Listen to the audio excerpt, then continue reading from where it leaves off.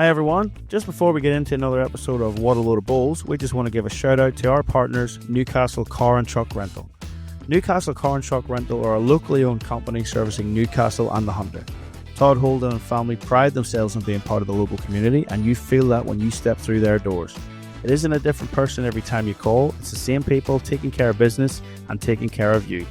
So next time you're in need of a rental, be it a truck to move, a ute for those everyday DIY jobs, or a car to get the family around on a day out, be sure to contact the team at Newcastle Car and Truck Rental by visiting www.newcastlerental.com or by calling 02 49 081 081. And don't forget to tell them DJ and Simon sent you.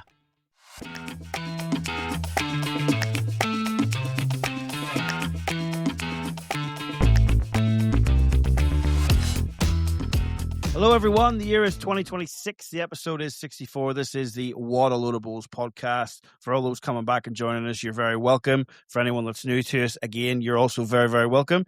And another returnee, after a little bit of a break, is Simon Little. He is back with us as well. Well done, Simon. Thank you very much for that intro, DJ. Glad to be back for a fresh new year, 2026. Looking forward to what's ahead. Absolutely, mate. Big year of Bulls coming up. There's a Commonwealth Games year, like we know. So we're looking forward to that one. See what that should be getting the team selections coming out very soon. I've been chatting to a few people around the traps, thinking what's the team's going to be, especially with the new format of being able to select either 2 men, 2 women, or to select the full 3, whatever they want to do. So I'm pretty keen to see how that comes. I know England were trialing early doors. I reckon after Potters, which we'll talk about later in the episode, they'll start announcing their team. Speaking to some of the guys back at home, I think it'll be a little bit later in the piece before we see the Northern Irish team. Ooh, so I do. Yeah. So it'll be interesting to see what happens there. Obviously, the Aussies are heading over to Malaysia at the end of January, early February. So hopefully not long after that, and maybe around BPL time, we might see who the Australian selections are for that. And yeah, I'd say Scotland wouldn't be too far behind as well with the English. It's just some of the big ones. But yeah, I'm pretty keen to see those teams being picked, mate. But anyway, back to it, mate. We've had a bit of a break. It was Christmas and New Year. We spent a bit of family time. You headed off up there to Brisbane. How was it? How was the drive up, mate, and the drive back and the time up there? Yeah, look, the drive wasn't too bad, actually. It's pretty good whenever you're solo, and yeah, plenty of podcasts to listen to on the way up there. But yeah, no, it was good to check in with the family up there, and yeah, plenty of presents for little Ellie, and yeah, she loved it up there with Nanny and Granda. So yeah, it was good, and I managed to stop in with one of our older guests that we had a long time ago on the way back down, with one and only Mr. Wayne Turley.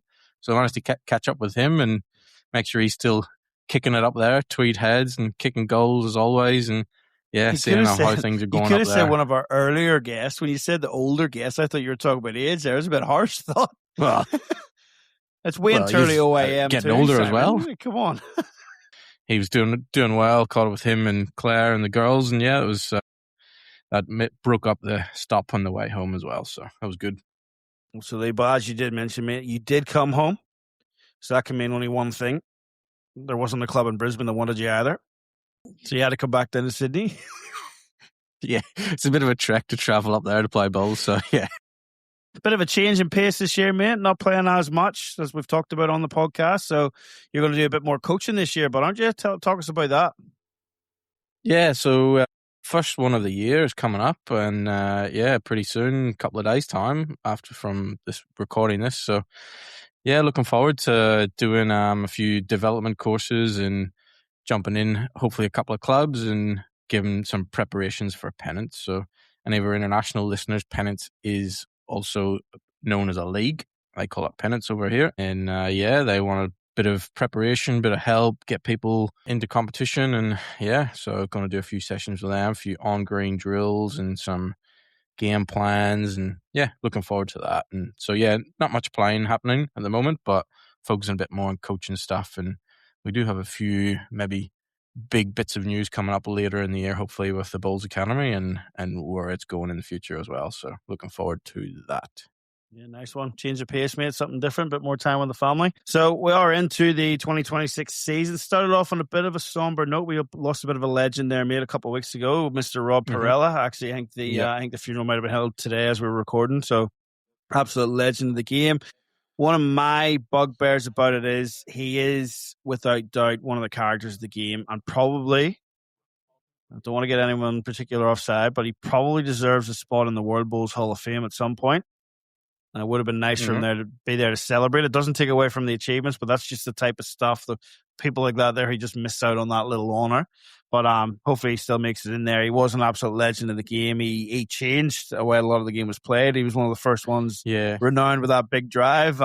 Funny enough, me and Dippa in the office there recently, obviously a bit quieter over Christmas. We've been checking back on the old YouTube videos of Rob and watching him play and stuff. And just what a real character he was. And he was before his time a bit too, I think. Yeah, definitely reading a few things that definitely what some of the players have posted and what Bowls Australia posted too, reading some snippets about him, that seemed to be what was coming across, that he was definitely ahead of his time in terms of his gameplay and what he did. And, you know, I think I read he was the first gold medal for Australia in the Commonwealth Games. Singles gold medalist, yep, he was indeed. So it's from reading into it, he set the bar for Australia and getting them on the international platform and starting to win those gold medals at Commonwealth Games. And look where Australia is now. So definitely I'd say he's got a lot to play with it. Yeah, and he went to a couple of them and he performed well at them too. But I think he only got to go to the one World Outdoor Championships, which is probably one thing that's held him back from getting into that World Hall of Fame with the original inductees, but hopefully it's something that comes down the track. I think it was 1982, might have been the only Worlds that he actually participated in, but 2 or 3 Commonwealth Games, medals at pretty much all of them, so absolute legend of the game, Rob Perella. If you haven't heard of Rob Perella, where have you been? Go back to YouTube, look him up. There's a great game there of a singles game against Cameron Curtis back in like 1993 or something. It was one of the ones I was checking out, and red versus green, and just, 2 different styles there with Cam, backhand draw, and then Rob right up the middle cleaning things out. So by all means, go back and check those out. And obviously condolences to the Perella family. It's a name that'll hopefully live on long into the future of bowls. He, like we said, he's definitely a big part of the history and changed the way the game was played in some respects. So a shout out to the family there, and all the best for them going forward. Other than that, man, I think it's just a bit around the greens to get us kicked off for this 2026 year. Do we want to mention that other podcast? They keep dropping us in. They keep mentioning our names. Yeah, well, when I was driving back down from Brisbane, I did listen to a few of their podcasts, and Mr. Ian McClure, that does the Irish Bowls podcast, he has been dropping us the last couple of episodes. You know, he's mentioned our names a few times, so I think we'll give him a bit of a mention, eh? No, well, if he's going to keep mentioning us that often, may as well invite us on for a chat. Like, for goodness sake, we'll show him how to do it. But, a couple of drive-bys, actually. It wasn't even mentioned, Simons. I'll call them drive-bys from Mr. McClure, but Drive-bys, yeah. Him and Chris, they're trying hard, mate. They're not quite up to our standard, but they're trying hard. So, good luck, boys. Keep it going. It's good to see you are spreading the word back home, or as we go worldwide.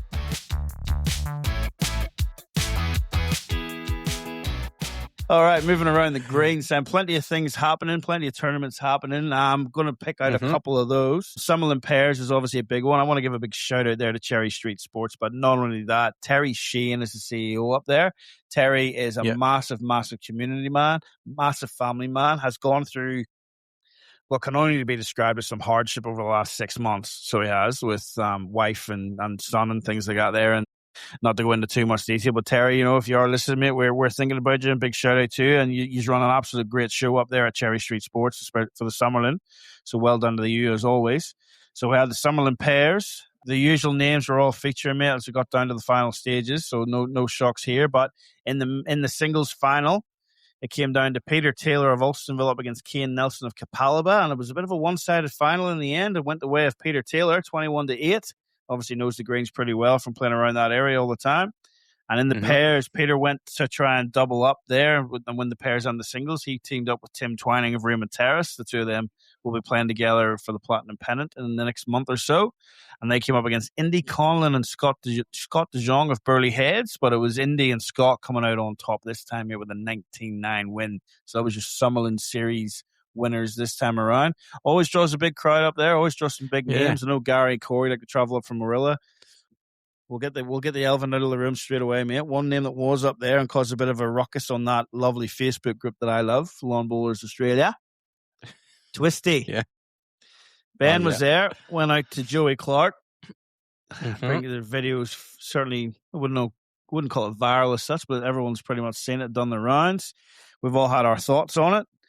all I really want to say is the keyboard warriors were at it again, Simon, in all honesty. Yeah. I understand that if you, from the outside looking in, certain aspects of that video maybe don't look great for the game. But if you really dial down and think about that and look at what's going on there, I think there's a lot of other demons at play there. And it was actually a hard watch. So it was like Ben struggled to let the ball go for quite a while at one point for the win for the final shot of the game. And I just want to give a shout out to Benny. So I do, because we like a name drop on here, but realistically, we have talked with quite a few of our guests about mental health and things like that there. And anyone that's followed Ben Twist's career, you don't even need to know him intimately. You can see that there's something going on there. It happened to Ballina last year. There's just definitely a struggle at release at times. And Ben was very open at the Bulls New South Wales presentation night, which I happened to attend in October, Simon. Mm-hmm. He was on a short list of 3. It was him, Cody Packer, and Corey, and I'm pretty sure Ben thought he was 3rd on that list, and he ended up taking out New South Wales Male Bowler of the Year, and it led to quite a very open and frank speech. Yeah. Off the cuff, wasn't prepared, and just got into it. And he really detailed the struggles of his career over the last 2 years. It's been the hardest part. It's been the hardest part of his career over the last 2 years, from his whole career. And he came out with New South Wales Bowler of the Year, which he wasn't expecting. He's talked about quite a lot of those struggles. So all I really want to say is, before you go criticizing things like that there, just have a bit of a deeper look and think there's got to be something else going on there. So I think there's a few people need to go and have a look at themselves on those web pages. But we have said that before, and I stand by that. Simon, you got anything to add? Nah, you're always going to get those keyboard warriors, aren't you? There's going to be some silly comments, ridiculous comments. That's always going to come. And you look, there was plenty of players I seen jumped on there, and we're definitely, I'm having a go at those keyboard warriors, and rightly so. And yeah, look, it's not, as you said, it's not down to the fact that he kicked the ball or whatever. It's what's going on behind that, like in what was before that. It's not just about kicking the ball. So yeah, and I guess, look, it doesn't, because it's Ben Twist and he's obviously a high profile player, then it gets a bit more traction on the social medias and things like that. But exactly, I was sitting late at night the other night flicking through reels, and I mentioned to you that there was a fella playing in an English singles final that was live streamed just within the club, and what he kicked was a lot worse than what Ben kicked. Yeah. Ben knew the ball was coming up short. He was frustrated with what went on the mat, not so much losing as to what went on the mat and the struggles that he's got. He took out a bit of frustration kicking the ball, which I don't condone. It could have been avoided, but sometimes things bubble up. He wears his heart on his sleeve. But this guy actually booted the ball clean through the head, cleaned the whole head out to finish the game off. And scattered it all over the green. So by all means, that didn't get the publicity that this one got. No. It happens. People make mistakes and things like that there, but it was more, that was the small part of it. It was the earlier part in the video where that was a tough one. We don't want to talk about it too much because obviously it's personal stuff, but yeah, I'm just over these keyboard warriors. Just have a think before you post online, folks, please. Okay, plenty of other things happening, buddy. Burnside Pairs was on. So Burnside's always on this time of year, and our Australian locals that we live with now like to send over some development sides over to there. Unfortunately, they didn't come away with the chocolates this time around. It was the brother and sister pairing of one Caitlin Inch and Jacob Inch. So well done to Caitlin and Jacob teaming up together. Obviously, Caitlin we know from BPLs and playing over here regularly in Australia. She went back home to New Zealand to play in the Burnside Pairs with her brother and managed to come away with a win there. So well done to them. Pretty big tournament that Burnside made. It's getting plenty of traction over the years. It's great to see it supported by some of those development teams heading over, getting a bit of experience wearing the Jackaroo colours. So absolutely super. And I cannot go on without mentioning the New Zealand Nationals. And it's not because it's the New Zealand Nationals. It's because there was one person in particular that was taking part in that this year. Now, how he qualifies for New Zealand Nationals is beyond me. But it is Mr. Franklin Fong of Wenty Leagues. Franklin was very quick to tell me all his results. So he was until right up until the last 32 he got to when he came up against Aiden Takarua. And he texted me and he goes, "Have you got any tips for me?" And good luck. Because I seen Aiden the bar when he was on fire. And he was obviously on fire again. He got the better of Franklin there, 21-10. He texted me before the game and he texted me pretty quickly after that when the game was over. He said, mate, he was on fire. He's definitely one to watch, Aiden, that's for sure, isn't it? It'll be interesting, like we said earlier. Commonwealth selections coming up later in the year. He didn't win it this time around. We'll talk about the winners in a second. But Aiden will be one to watch when it comes, obviously down the future as well. But when it comes to selections later in the year, he will certainly be one to watch. So just moving on to those New Zealand Nationals. it is the New Zealand Nationals, but you can enter if you're game enough to travel over and play. And we see that in the men's singles final, where Nathan Black, obviously from South Australia, and he's moonlighting as a marquee in Platinum this year for St. John's Park. He made it all the way to the final up against Rowan Ware. Now, Simon, I was a big fan of Rowan straight away. He's from Belfast Bowling Club. Yeah. Now, that's not the Belfast Bowling Club we're familiar with. It's Belfast in New Zealand. Linked in some way, but yes, Rowan Ware from Belfast, and it was the Belfast man that got up there, mate, with a 21-13 win in the men's singles final. In the women's singles final, it was Mandy Boyd of Elmwood Park Bowling Club with a 21-16 win over Leanne Poulsen of Takapuna Bowling Club. You're going to have to check with your blushing bride to see whether I said that right or not. Luckily, we've got a resident Kiwi that does listen and check up on things. The men's pairs then, what a battle this was. It was a 15-14 scoreline. The brothers of Ethan Kelleher and Hamish Kelleher up against two old stagers and legends of the New Zealand game with Gary Lawson and Tony Grantham. But it was the younger brothers that got the win this time around, Ethan Kelleher and Hamish Kelleher. And on to the women's pairs. And Mandy Boyd teamed up with Kirsten Edwards going for the double this time around, up against Sandra Keith and Tanya Woodham. And Mandy was successful in getting the double this time around, winning 18-13 in that. I think I've seen a newspaper headline where that is now 10 national titles for Mandy Boyd. Whoa. But the first time she's won the singles. So nice. Very, very well good, done. Mandy. Obviously, a stalwart of New Zealand bowls and knows how to win a national title or so. If you want to share any of those successes, just get in touch with Ali Forsyth and let him know how to do it. I think he's chasing a record. But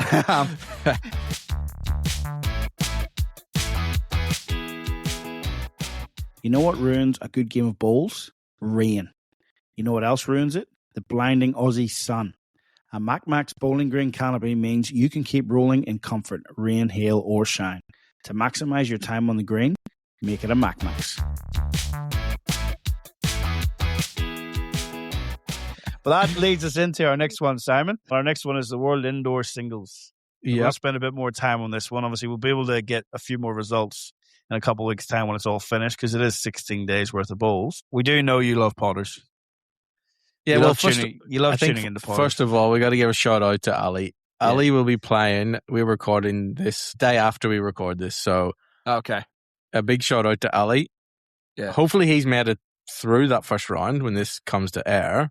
This will be after his game, so he plays Les Gillett, and I would put Ali down as favourite. Number 5 seed, right? And think my reasoning behind this is Les Gillett runs the bowls and everything at Potters. He's a busy man this week. I think his mindset will not be on bowls. Simon, he's not that busy. I've been watching their Facebook page all week, and he's been following the guys putting the new portable ring together and just videoing that. He's not that busy, mate. He may be the bowls manager at Potters, but I'm pretty confident when it comes to this World Bowls Tour, and he is not running it. But I like your enthusiasm for Ali. Yeah. And we would like to see Ali do well at that. He set the goal earlier on in the year. He said that's what he wanted to do. And the main reason he wanted to do it was to help in selections for Commonwealth Games down the track. So, yes, as you said, he's in game 5 there of the men's singles. Or so it's the open singles, isn't it? Yeah. Up against Les Gillett. And if he can manage to get the win there, he plays the winner of Dorothy Yu and one Alex Marshall MBE. So that'll be a good one to follow. And as you said, that one will be on in UK time, Wednesday the 14th at 9:30 a.m. So that'll be Wednesday the 14th at 8:30 p.m. our time, Simon, if my math does me correctly. Yep, it is right. Yep. And by the time people are hearing about what time that's on, it'll be finished and they'll be listening to the podcast. Yeah. So we'll have a result. But we can't give you that now because we can't see that far ahead. So, but yes, Potters is on. 5 events. You've got the World Match Play, which is an open event, so there is men and women playing in that. You've got the World Pairs. You've got the Ladies Match Play. You've got the Mixed Pairs, and you've got the new one this year, which is the Masters. Alrighty. So World Singles qualifying is kicking off over the next day or two. The Pairs is being played over the last couple of days. So we're down to the semi-finals. Last year's winners, Jason Banks and Michael Stepney, are still going. They had a 2-0 win over Paul Kane and John Orr in their quarterfinal, and they're up against Paul Foster and MBE and Alex Marshall MBE in their semi-final. Paul and Alex got a 2-1 win over Jamie Walker and Mark Dawes. And we've got in the other semi-final another powerhouse pair, Stuart Anderson and Darren Burnett, who overcame Nikki Brett and Aaron Johnson in their quarterfinal. And they are up against, Simon, your favorite pair of the competition, because I know you've been watching them intently. So you have, and that is John Wilson and Sammy Tyndall, a couple of qualifiers. Yeah. So you have. So they will face off against Stuart Anderson and Darren Burnett in that semi-final on Tuesday the 13th at 2 p.m. So that's 1 a.m. our time. So I don't think I'll be staying up to watch that one. I'm sure you will. Why is that? I'm sure you will, because you're big fans. You've been talking all week, talking up John Wilson and Sammy Tyndall. So I'm sure you'll be very, very keen to get in there and watch that and maybe take a few notes for coaching down the track. What do you reckon? I think, like, for the listeners, I sent DJ a bit of a snippet the other night when I was watching it on YouTube, and I just went, where do you start from a coaching point of view? Really, have a look at the delivery. There's a couple of people that actually have seen there's heaps. There's heaps in the UK. Their delivery is not conventional. No, it's at not. all. Because we grow up at slow grass greens, and all you have to do is hold that ball and get it to the other end. I think the best way you possibly can and the most consistent way you can. We can't have consistent deliveries on a 4-second green. I think I counted 5 bounces on one of the balls going down, and I think you could probably hear it from over here. It was that loud. Well, but they're in the semi-final of the World Pairs, Simon. Exactly. So stick that up, you Simon Little. Yeah, but doesn't that say like that our sport? It's not about a perfect delivery. It's just about the same delivery every time. Just being able to recreate it. That's it. Recreate it, yeah. And make adjustments. Another big name from Potters actually won the first ever Masters last year. Ian Bond. I don't think he ever won the World Match Play, but he always went well. He had the Bondy bump, but it was consistent every time. So yeah, that was the World Pairs. The ladies match play. So we've got 8 of the best women from around. So shout out to Selena Goddard, who was on the podcast earlier in the piece. Emily Kernick as well is there. Nicole Rogers, who we've seen at Barham. Julie Forrest is number 1 ranked there, and Catherine Rednall's there as well. And Catherine's won this event only about 6 times from about 8 or 9 finals. So she does okay at it. Chloe Wilson from back home qualified as well, mate. So good luck to them as well. And the mixed pairs, who won that? Well, Jason Banks won all 3 last year. So Jason Banks and Beth Revo will be trying to defend their title on that. That's down to the quarterfinal stages as well. And the Masters, let's just have a look at some of the names in there. 4 Masters playing. Russell Berg of England, Richard Mark of Scotland, Danny Dennison of England, and J.R. Nicol of Ireland will be taking part in the Masters event there. So, well, anyway, that's the 5 events that will be held at Potters over the next 16 days or so, Simon. So, as we know, we talked about it last year and we mentioned it earlier on. You're a big, big fan of Potters. Now, just before I let you rip into it and give your positive feedback, it's the first year in a while that they've changed the portable over. Yeah, obviously with what we've got going on in Maitland City, I was very, very interested in watching Les's videos from his busy week, watching the guys from Deals put the carpet down. Very, very interested. I thought it was a great process.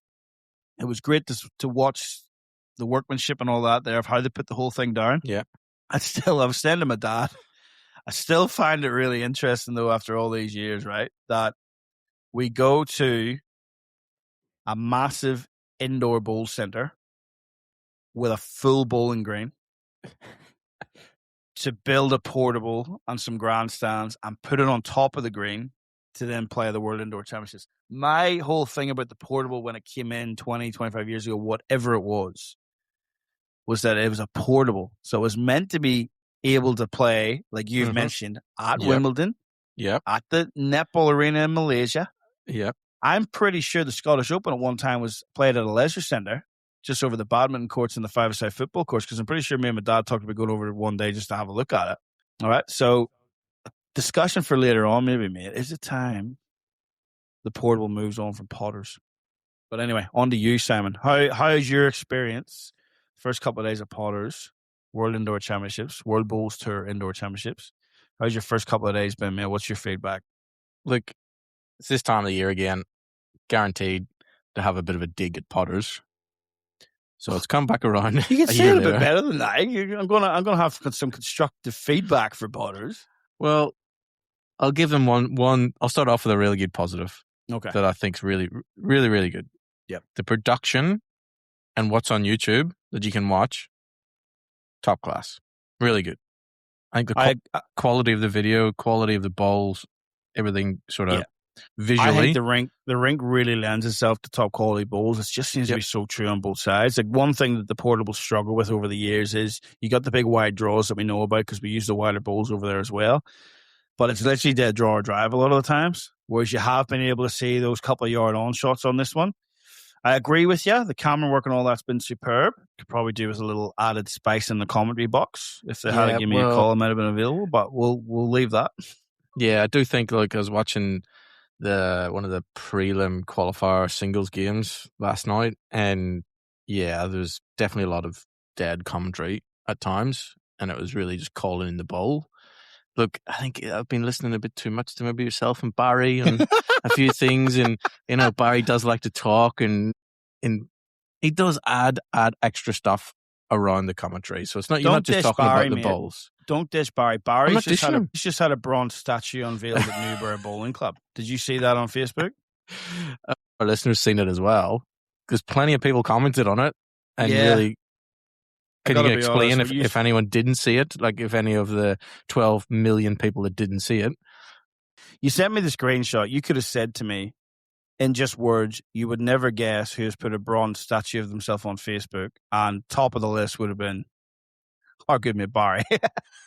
But yes, I went then to have a bit of a dig at Barry, thinking this is funny. And then I couldn't help myself but realize that a lot of the comments thought it was actually a true statue. And then I started doubting myself, thinking, well, maybe Barry is being honoured at Newborough. I think he says he's made 8 finals, won it 6 times.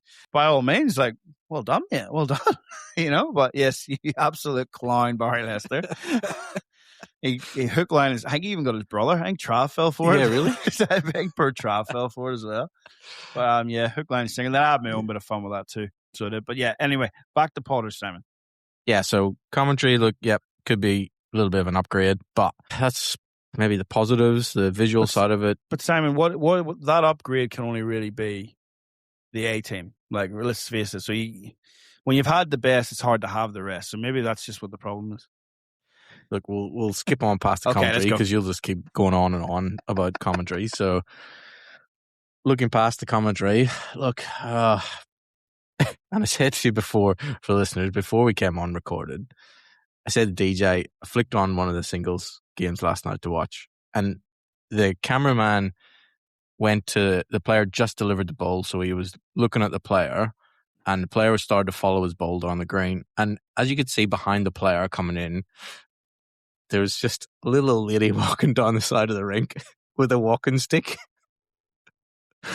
And then it panned to a whole rink view. And for some reason, I just looked to the sidelines and I could see 2 other people with walking sticks in the front row. So I seen 3 walking sticks in the space of about 3 seconds, DJ. Watching the games last night, I thought, oh man, that's not what we want for our sport of lawn bowls, really, is it? You're red hot today for this one, aren't you? Jeez.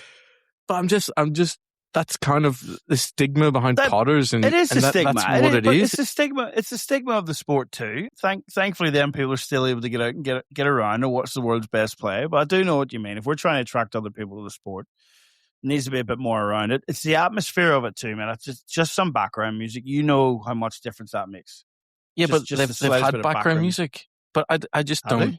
Yeah, but you can't hear it on some of the YouTube videos. But there is background music. But it's not. It's played in the middle of the week as well in the eastern side of England. Maybe the weekend we'll get a few more of the young ones in. Why don't they just take the portable somewhere else where there's going to be a younger demographic? Why don't they play it at night time? Why don't they change the schedule? Why do we have to run it during the week when 18 to 50-year-olds are working? Just because you've done it for the last how many years, don't keep doing the same thing and expecting a different result. Like, that's, as you said, it's a portable rink. Let's take it somewhere else. Why does it have to be at and I don't think the World Bowls Tour is where it's at without Potters.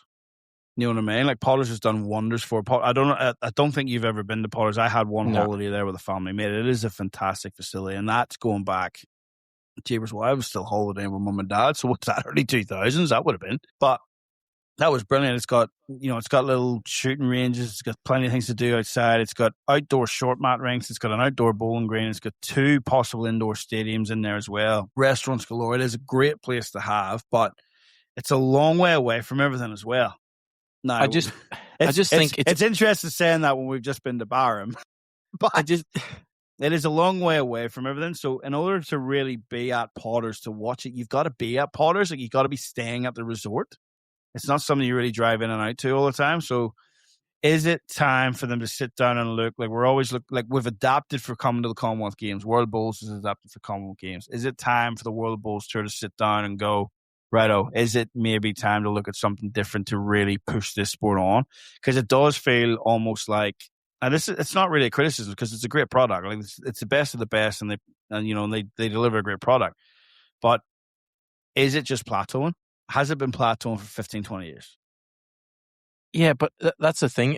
It's still a massive platform. And one of the things that got me was I was chatting to my mum a few days ago, and she's like, "Oh yeah, Potters are starting. I'll be able to sit down and watch some bowls, blah blah blah." So people actually still do sit down and watch it. Absolutely, it gets plenty of eyes and it gets plenly of traction. I can still remember watching it back in the mid '90s when it was like best of 9 sets. Things that got there, all the information. It is a great product. That's always been there. Is it time to look at something different though? Because the World Bowls Tour at its peak, I would have said, was late '90s, early 2000s, when you had 4 or 5 major events on it. Yeah, you don't have them anymore. You had the International Open, you had the Welsh Open, you had the English Open, you had the World Championships, you had the Scottish Open. You don't have that anymore. You've got the World Bowls, what we've got on now, and I think the Scottish. That says enough on its own for me too. Yeah, so it needs to change. What they've been doing doesn't work. It doesn't. No. To me, like, it's enough to survive. It's enough to survive, isn't it? Yeah, it's enough to survive. But in terms of promoting the sport and driving the sport onwards, what changes can we see? I think it has to move. It has to move from Potters. It has to move to, nighttime games that you get a different crowd in. It has to go to, I don't know, just something a bit different than the same Potters, like, year on year. Yeah, they said we're going to go with background music this year, but you didn't even realize there was background music. So I did say I was listening for it in those clips that you sent me. I couldn't hear it. Yeah. So clearly that's not coming across for people that are viewing it online.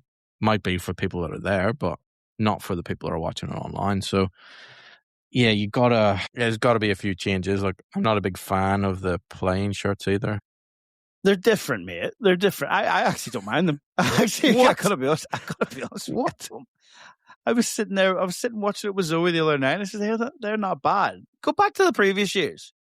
Oh, I'm comparing to previous years. Yes, okay. But compared to what else you can get on the market, I think it's down near the bottom somewhere. Nah, middle row. I don't know. Yeah, no, we'll differ there. I didn't think, look, obviously there could be better. We've got some pretty good apparel ourselves, we must say. Yeah. Thank you to SSA. But I also have worked with Ace a fair bit over the years, and Gino, and that's who's supplying them there. It could have been worse. I didn't mind it. I honestly didn't mind it. Yes, you're right. The designs are infinite now with what we could do with things. Yeah, to be honest with you, it's probably the most livened thing about it. If you looked at it, probably brings the most flash thing around is the shirts. Even the marker shirts with the purple and the black, I thought looked pretty good. There's going to be a fallout on the podcast here, folks. Okay, we'll move on. We're having our first creative difference. We'll move on. But yeah, I mean, it's just, 2026, mark of insanity is doing the same things over and over again and expecting different results. Yeah. World Bowls Tour survives the way it is. It survives the way it is. Okay, but we don't have the massive following of it here in Australia that we used to. Like, you don't have the shoebacks and the Kurt Coates going over there anymore. That's not to be disrespectful to the guys that have gone over, because a couple of them have been 1 or 2 or 3 times, but some of them guys aren't even playing state bowls, let alone playing jackaroos. Whereas, and I think that's too that it is such nearly a closed shop. Like, mate, it's not nearly. It's not nearly. It is. It is. Yeah. It is. I mean, it's harder to get out of the World Top 16 than it is to get into it. But to call it a World Indoor Championships, it's a bit like the Americans call in the World Baseball, like a world event when it's not really. Like, that's the way I look at it. That let's take it away from the UK. Let's move that port away. It's not else. Open. Like, it's not open. You got to be a member of it to play in it. But everyone's entitled to be a member of it and to play in it. Like, I suppose that's the defense of it. But yeah, look, I think it's set up for the players. It's run by the players, and the players are well looked after.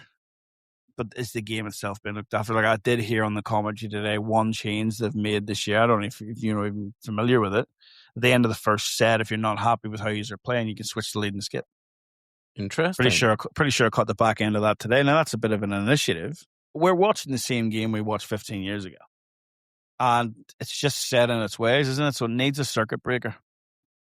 So what is that circuit breaker? And a pretty big circuit breaker is for it to up and go, right, we got to move on. But it can be hard to do when you've got someone like Potters and Ambassador Cruise Lines that are such big supporters of it to actually break away from that. You got to be brave. You got to be brave to do it. You got to make the brave calls to do it. Yeah, you got to get out there and have a look commercially at what's available. Like, who's to say that another venue or another sponsor isn't going to come in and give twice as much as what Potters is given, or because they're playing in the middle of Wimbledon, like you want them to do. Because the O2 Arena. What about the O2 Arena? And then you wouldn't hear any coughing. You clown, honestly. When it comes to, you're so quiet all year. And it comes to this subject. If people are tuning into this for the first time, they're thinking I'm the placid one. It's that time of year, isn't it? You are savage. After your Christmas come down and you finished all your feed and all that there, and you're obviously still cranky that Pine Rivers didn't offer you a contract. And oh dear, but yes, it'll be nice to see a nice change, mate. I mean, again, this time of year, another sport always comes around, darts. Mm-hmm. I really think we got so much we can learn from darts. I really do. So like good. The atmosphere. How many people do they get in there? And you can't even see the board, mate. No. You can't tell when the guys up the back are going there for the atmosphere, because that's literally they're sitting at the back watching a TV screen. How can bowls do something like that there? Yeah, look, we're not going to get to that kind of level, but even just getting why not 20% of that, we're not, Simon. But not even just getting to 20% of that level would be way better than what we've got already. But you got to look at how you do it, because there was two darts federations. There was the PDC, which was the breakaway one run by the players. That's now played at the Ali Pali. That is massive. Then there was the BDO where they started, and the BDO is dead now. Yeah. You know, so you had the two of them. The BDO was played at the old embassy. It was quiet. You could see the smoke in the crowd back in the days when you were allowed to smoke inside. And it was quiet as nothing happening. Now you go to the Ali Pali and you've got guys singing, you know, boring tables. You know, they're shouting, just in the crowd, shouting at each other, dressed up, having a good time. Why can't we have that? How would bowls look in that atmosphere? It'd look pretty much the same if you put a bowls rink in the middle of the Ali Pali. How about we do that? Hey, there you go. There's your venue. Ali Pali. Maybe it could. Do you want to make the inquiries? Simon at thebowlsacademy.com. But like it's again two different sports, but two target sports at the end of the day. Mm-hmm. And darts just has this massive following. Luke Littler's just become the first player ever to win the World Championship for £1 million, £1 million prize money. I don't even know what Potters are playing for at the minute. It's making the sport attractive, and there's nothing to say our sport isn't attractive. Now, yes, what you described earlier on, which I don't really want to touch on again with the people in the crowd, yes, that doesn't help things. I'd much rather see Mario and Luigi dressed up and jumping up and down and carrying on. That would be good. Yeah. All right. But it is a big, like we said before, it's a circuit breaker. It's a big change to our sport, to the culture of our sport, to where we're at. But darts did it. To a certain extent, like the BPL's going that way. You've got, you know... The BPL, especially Pine Rivers, now I haven't been lucky enough to go to a Pine Rivers one, but anyone I've spoke to or any Pine Rivers one I've watched has said the atmosphere is the best of them all. Mm-hmm. I feel watching that, I always have felt, yes, they do, especially when Jeremy played. There was a couple of years when Jeremy played, and he was playing for Brisbane Pirates, and he was playing to the crowd, and they had the goat masks and all that up there for Alex, and they had Wayne's Can Bar in the corner. Wayne's Can Bar, yeah. Right? you just feel like they do get to that top where it's just bubbling, almost like the darts. But everyone's scared to go above it. Everyone's scared to just go that little extra bit and see how their reaction would be. But I think a lot of our players nowadays would lap it up. Absolutely. I think they would. It would be an interesting thing. People on the sidelines were heckling players. I don't think it would bother the guys that play at the top. I don't think it'd bother them too much. Really. I'd love to see it. I don't think it would. I think they'd lap it up. As long as there's no movement in and behind the rings, that's fine. And as long as you know it's like, as long as you got that consistent drone of noise, it's better than all of silence and then somebody going. That would put you off more. That would put you off more than listening to some R&B or hip hop. Yeah. So it wouldn't it? It would. It's just that sudden burst of it. So it's something we need to look at. Maybe we need to form our own World Bowls Tour, the Bowls Academy Bowls Tour. We play in the Ali Pali. Let's get it sorted, Ali Pali. We're gonna have we're gonna need some heavy sponsors to start with, me, because I don't think we're gonna fund it ourselves. I think we just tell them that the darts is playing at the Ali Pali, and then they rock up and it's a game of lawn bowls between Corey Wedlock and Aaron Tees. Well, I was about to put you on the spot there and say, righto, okay, you've got that. You've got this random crowd have come in to see our sport for the first time. Which two players are you putting on there that is for an electric atmosphere to get the crowd going? Disco's one. Disco's one. Yeah. Disco knows how to play it up to the crowd. Disco would have to be one. Man, I still like bias as Jeremy Henry's still one of the best crowd people I've ever seen. I'd put in 2 pairs, put on a rink together. And in the Ali Pali. Yep. Ryan Burnett and Kevin Anderson. How good would that be? Who's translating? You don't need to. Don't need to. That would be good. There you go. A couple of ideas batting around. So what about you throw it up against the wall, bowls up against the wall. You've only got the stadium at one side and the big screen up on the wall, and you're playing parallel to the crowd. You know what I mean? You know what I'm talking about? The rinks. One side of the rink's right up hard against the wall. The other side's where all the crowd is, stacked up 1,000 high. Yeah. Big screen, the length of the green, like you see in these American football stadiums. So the guys up the back are like the darts. They're watching the bowls on the TV. And we just look at some fun, funky angles to get it played in. Just us two just shooting the breeze, coming up with some ideas. So look, we can do it. I plagiarized that one. Surely, Bowls Tour can come up with something a little bit better, I think. Yeah, I think it's time. To look at something. Like we said, the Commonwealth Games has had to adapt this year to stay in, so they've made their changes. They've made to try and stay in. What can Potters do? Not Potters, sorry. We're getting away from Potters. What can the World Bowls Tour do to make the game a little bit more exciting and accessible and outside of the comfort zone for those players that are just constantly in the world's top 16 because they gain the ranking points just by being at the event? So the challenge has been set. Will we see any changes in the next couple of years, Simon? I'm not going to be a betting man and put any money on it. No, I wouldn't be either. But enjoy Potters while it's on the next couple of weeks, folks. We'll be back with the results in a couple of weeks' time. So we'll run through them when we get through the On the Greens thing, on the Greens section of the podcast. I think that'll do us for the first one back for the year, Simon. Yep. Just a little bit of a shorter one than what we've done in the past, but I think we covered everything we needed to. There's plenty to look forward to. Like we've touched on, I'm very excited. Commonwealth Games coming up this year. I just love the Commonwealth Games. Just love everything about it. But yeah, to see that bowls is actually still included in it. The fact that there's just something different about this one. The fact that the Games was nearly gone after what the Victorian government did. And then Glasgow's come in there and rescued it. You know, we've gone from 17 sports to 10, but we've been able to keep bowls in there because of its inclusivity and the adaptability that it can be played at different venues on portable rinks. Are you listening, World Bowls Tour? All right, that's that. I'm just looking forward to that, mate. But we do have other things coming up, obviously locally for us too. Pennants will be coming up for myself. I know you're retired. Platinum pennant that'll be coming up again, mate. We'll have to have a big look at that once the scores come out. I've had a quick look. I've got a few opinions, but I'll wait to see the squads for definite to see what goes on there. But yeah, it could be an interesting year, but we'll just have to wait and see.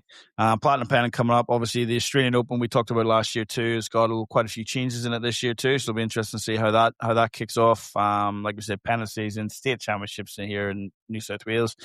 Queensland Premier League's going to be later in the year. as well. It's in a bit of a lull at the minute too, but we're getting into the final stages of the Victorian Metro Pennant, which is their Premier League as well. So we might have to check up how that's going down there. Our neighbours down there in Mexico, see how they're doing. Tony Sherwell and his crowd down there at Bowls Victoria. And mate, we'll just keep chewing the fat and seeing what's coming up and talking bowls because we love the sport. Just not potters. Just make sure, listeners, that you hit that follow, like our Facebook page, The Bowls Academy, and share it around with all your friends.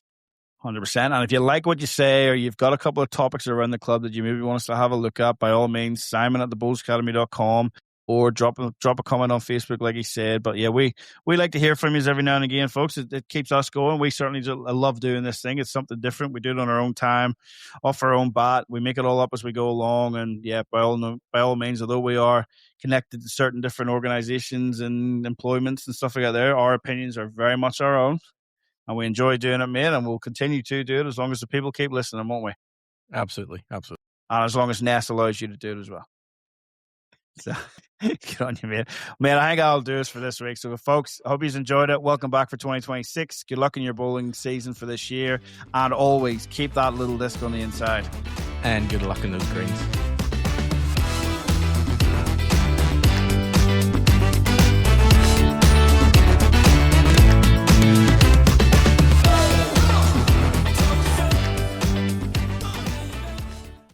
The views, information, or opinions expressed during What a Load of Bowls podcast episodes are solely those of the individuals involved and do not represent those of any group, organization, or employer associated or affiliated to individuals.